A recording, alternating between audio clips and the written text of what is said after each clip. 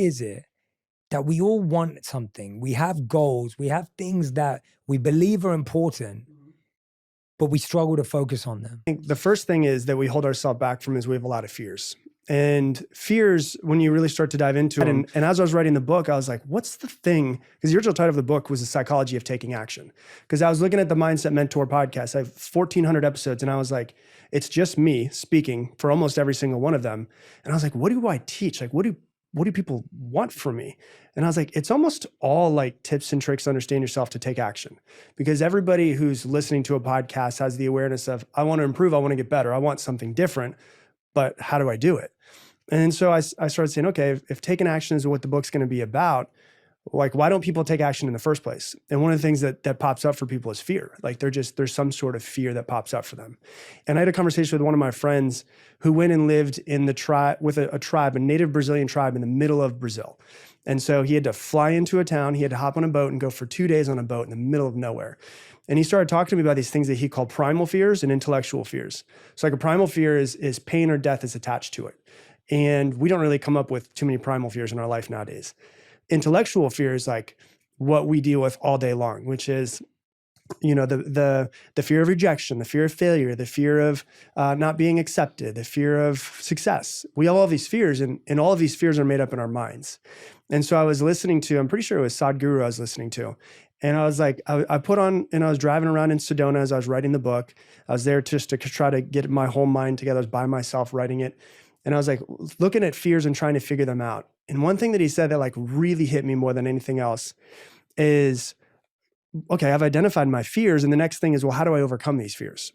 And if it's an intellectual fear, the fears that exist in our minds is you can't overcome something that doesn't exist.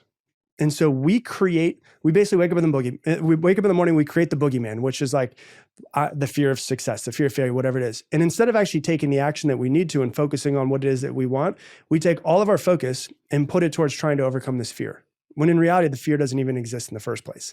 And so I think the biggest thing for most people is like the fear is keeping you from focusing. But there's also like the identity of who you think you are. And one of my favorite things is challenging who I think I am all the time. Like I love the story, and I put in the book, of Jim Carrey when he decided to be in Man on the Moon. And The Man on the Moon was a movie where he ended up playing Andy Kaufman. And there was a whole documentary that was done on this, and they curbed it for like 20 years because it was so off the rails of how crazy he went. And what he did was it's a documentary called Jim and Andy that's on him playing the role on Man on the Moon. So Andy Kaufman was a guy who was once alive. And the crazy part about Andy Kaufman is he also played other characters. So it was Jim Carrey playing Andy Kaufman, who played like Tony Clifton and other characters. But the thing that happened with him was that he would never break character. So he was a method actor. So for 4 months, he played as this real life person. And even to the point where his driver that would pick him up in Hollywood and drive him to his house said that whoever he was playing at the time that they stopped recording, whether it was Andy Kaufman, Tony Clifton, he would play that person the entire day when he was driving him home that night, and he'd pick him up and he was still the same person, not Jim Carrey anymore. And so what happened was he ended up like, and it gets kind of crazy, where he ends up doing therapy sessions with Andy Kaufman's real daughter and his family to like help them overcome his sudden death. And so what happens is they stopped recording 4 months later, and he's like, I don't know who I am. And he lost who he was. And he's like, I don't know my beliefs. I don't know what makes me happy, what makes me sad, what pisses me off anymore. He's like, I've kind of just lost who Jim Carrey is. And that's kind of like his spiritual awakening that you've seen him go through over the past 20 years. And he realized, if I can lose Jim Carrey, then who the hell is Jim Carrey?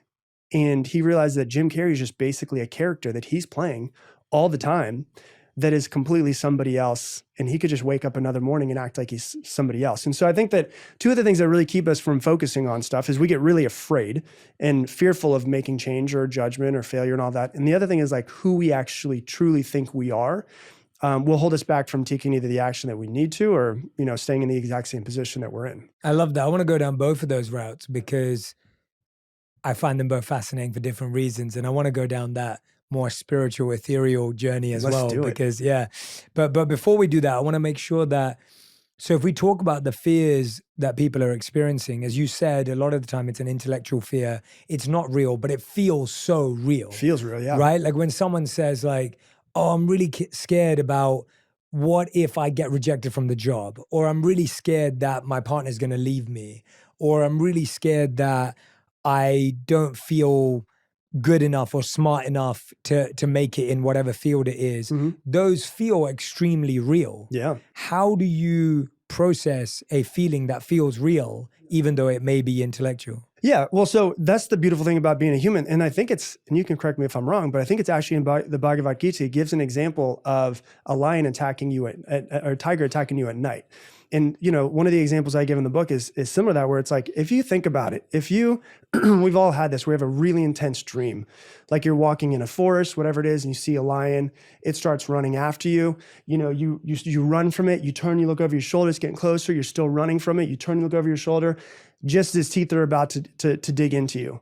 And you wake up in the middle of the night and your body didn't move at all, but you're sweating, you're out of breath, your heart rate is intensely going. And the amazing thing about being a human, you know, they usually say in any cases, what your biggest strength is also can be your biggest fault. The thing about humans is that we can project our minds into a future that doesn't exist yet. And so what we can do right now is we can sit here, you know, we're in the studio, everything is amazing. We have food, water, shelter, clothing, everything. But if I'm like, as a lot of people do, like if I'm starting a business, right? I can sit here and I can think, well, I really want to start this business. But then I start playing out all of the things that could go wrong, which is what we tend to do. Not what goes right, but what could go wrong. When I project my mind into that future, the crazy part is that my mind and my body are constantly connected. So my brain is sending neuropeptides to my body and creating hormones as if that moment is actually happening right now. And so what happens is we tend to, as humans, as a protection mechanism, we tend to project ourselves into a future that is fearful, that is scary. And that fearful, scary feeling usually keeps us in the exact same place. And so what I always say is like, if I'm going to imagine the worst that could happen, why don't I at least try to see the best that could happen? And so if I'm going to notice myself, the awareness of like, I'm really in a lot of fear right now with starting this business. And I'm going, man, what's the worst that could happen? Well, then I might as well close my eyes and say like, what's the best that could happen? And what would it feel like to start this business and to be able to crack $1 million in a business? And how proud of myself would I be to break $1 million in sales and to be able to build this and travel with my family and provide what I've always wanted to provide. And if I'm going to feel the feelings of fear, why don't I also just try on feeling the feelings of success and getting there? And so if we notice it's an intellectual fear, the first piece that I always say is there's three pieces. There's the awareness of it. Okay, I'm aware that I'm in a state of fear. I need a practice to get myself out of that. Okay, if I notice myself in a state of fear, what's my practice to get myself out of it? Well, I'm going to go ahead and I'm going to calm down and take 6 deep breaths. And I'm going to connect back to my heart. And I'm going to ask myself, like, what's the best thing that could happen? That's the practice to get myself out of it. And then the last piece is repetition. So it's awareness, it's practice, it's repetition. If I do it over and over and over again, eventually I start to rewire myself. So like one of the things that I found in myself years ago that I didn't like was that I judge people. And I'm like, man, I love people. Like I try to be of service as much as I can, but an immediate thought that will come in my head sometimes is like judgment of somebody that I don't know. And I just judge them. And I was like, I don't like that pattern. I want to change this pattern within myself. It's awareness. I become aware of what I want to change. And the first time I really did it, I was at a grocery store and this guy had this like Bluetooth, you know, like the long Bluetooth. It was like as if he was, you know, making cold calls at an office, but he was at the grocery store. And immediately the first thought in my head was judgment. And I always say you can't change your first thought, but you could change your second thought. So I noticed a judgment as a first thought. Awareness. My practice that I decided for myself was I'm going to force myself in my head to say 3 things that I like about this guy. I paused myself in the moment. I found myself in a pattern that I don't want to be in anymore. What are 3 things that I like about this guy? And I said it, and then I went on about my day. And I started doing this over and over and over and over again. And one thing that I noticed is that my first thought started changing to less judgment and more acceptance. Because ultimately that's what I really want to work on, is more acceptance and loving of people and of myself. And so I think it's becoming aware of it. Once you're aware of the things that the pattern you're trying to change, what's the practice that you're going to take yourself down? And then noticing that you're just going to need to do it over and over and over again. But one of the biggest keys is to give yourself grace as you're doing it. Because a lot of times we become aware and then we judge ourselves and we beat ourselves up for it. So I think it's giving yourself a lot of love and grace and going, hey, I've noticed this pattern. Don't worry, we're going to change it. Let's go on this practice, and just continuing to do that.